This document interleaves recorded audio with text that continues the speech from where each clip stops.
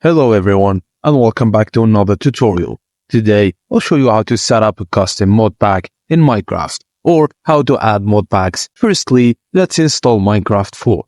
Visit the Forge website and select your desired version. Click Installer for the latest or recommended build. Save the file and run it to install 4. Next, install in Minecraft Fabric. Go to the Fabric download page and download the Universal jar file. Save it, then open it to start the client installation. Next, all you have to do now is add mods. Open the Minecraft launcher and click on Installations. Select your modded profile and click on the folder icon. Enter the mods folder, create if necessary, then drag and drop your mod jar files into the folder.